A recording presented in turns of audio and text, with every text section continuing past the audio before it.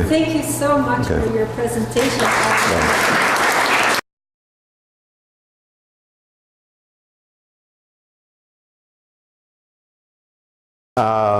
Okay, so what happened after the assassination? What was the result? What was done in response to that?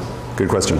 In a certain sense, this very brutal, dramatic assassination, which became known around the world, 6 Jesuit priests being killed, 2 women at a Jesuit university, was kind of the culmination of the violence of the whole decade of the 80s.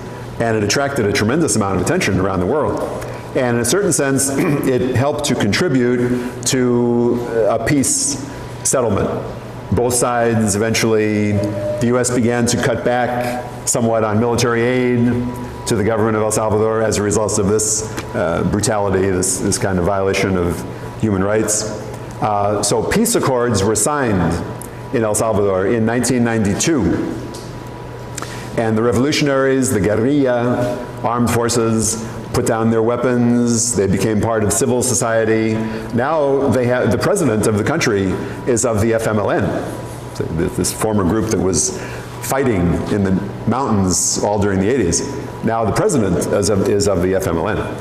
But so a peaceful solution was worked out finally. And then in 1993, the UN appointed a Truth Commission. And this did some very interesting work. They said that the vast majority of the violations of human rights during the 80s had been done by the armed forces, by the government. Some had been done by the FMLN. But the vast majority had been committed by the government of El Salvador. And they are the ones who said that it was Colonel Rene Emilio Ponce, the chief of staff of the armed forces of El Salvador, who gave the order at a meeting on the night of November 15th, a meeting with his top officers, to kill Ellacuría and leave no witnesses. So that came out from the UN Truth Commission. However, the government of El Salvador immediately declared an amnesty. There is an interesting aspect to this. I have to consult with some of my lawyer friends a little later. But one of the colonels who was at that meeting on November 15th, where the chief of staff said, kill Ellacuría and leave no witnesses, he is currently in federal prison in the US. Not because of that, but because he lied on his immigration application form to come into the US. I think he said he had never received military training.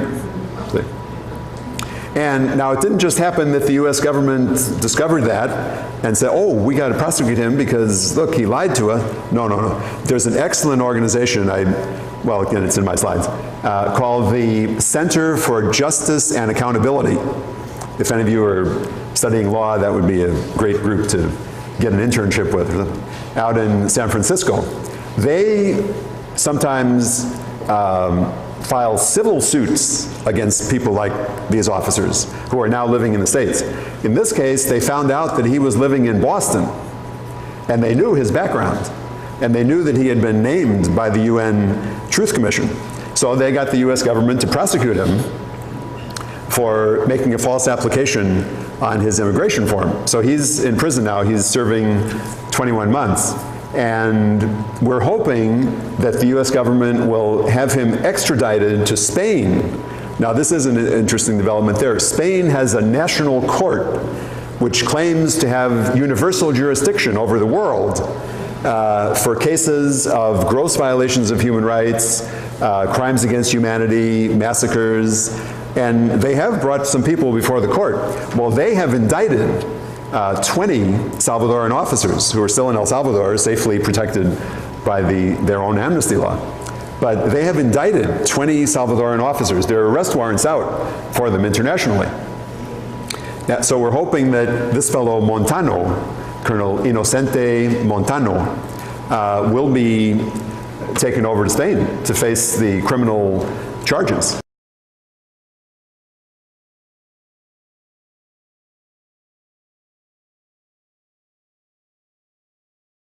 bring out my checkered past here. See, that's the danger of having friends here. They sort of know all, who knows what else is going to come out now before we're finished here.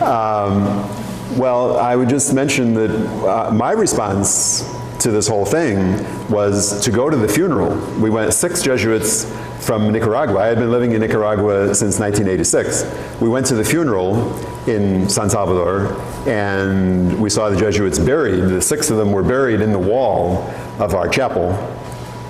And then I said, well, what am I going to do now? I said, I got to go to the States. I got to go and just talk about this and do all kinds of publicity and try to organize people to work against U.S. military aid for that government, which had just wiped out 6 of my fellow Jesuit priests and the 2 women. So I came to Washington, talked with friends there, and we ended up having an action where we poured blood, actually a little bit of the blood of the martyrs from the garden, which a Dominican priest had collected, and we mixed that with some of our own blood and poured that on the front gate post, not the pillars of the White House, of the house itself, but the gate post on the front, at the front of the property of the White House, saying, well, this is the blood of the Jesuit martyrs is here. This is where there's a great amount of responsibility for it because of the policies and the practices of the U.S. government. So that was when I spent the night in jail there, and other things at the School of the Americas, because the School of the Americas has been training officers like these for many years, training them in counterinsurgency, crowd control, intelligence, all of that. And many of the graduates of the School of the Americas, which is a U.S. Army school at Fort Benning, Georgia, many of the graduates are among the most notorious violators of human rights in Latin America. So there's been a movement, maybe some of you have been to Fort Benning in Georgia. But I think for us as North Americans, North Americans, this is what we need to look at. You know, how are we involved? Well, we were involved in that brutal act, and in all of the repression and torture and massacres throughout El Salvador and other places during the 70s and 80s. We were involved by our tax money, by our policy of training troops like that, and supporting them with millions and millions of dollars of weapons. That's why Archbishop Romero wrote to President Carter. He said, please, no more military aid. The military here is using it to slaughter us.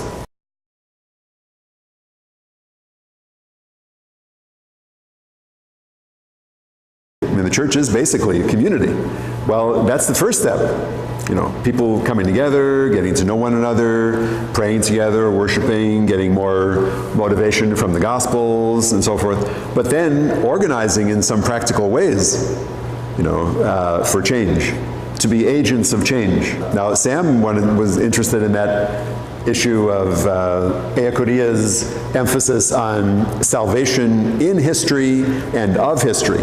Rather, his idea was that sometimes the theologians talk about salvation history as something that sort of goes along above regular history or alongside of it somehow. It sort of happens in our interior world. I think we would recognize that sometimes we talk about salvation history in that way. But he said, no, salvation in Scripture is in history.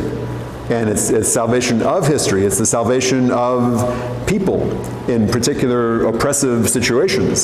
Slavery in Egypt, exile in Babylon, and so forth. Jesus denouncing the leaders of the temple for their exploitation of the poor and so forth, robbing women, robbing widows of their homes. That's in history, making change here and now, down here on earth, you know.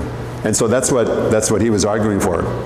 And but I think with that concept of things, then you're going to get in trouble, probably, if you take that seriously and say, well, then we have to be agents for change. And we can very easily get in trouble because we live in a conflictual society. And there are people profiting from the misery of others, obviously, here as well as around the world. And when we speak out against those injustices, we're stepping on the toes and stepping on the pocketbooks of many of those very powerful people.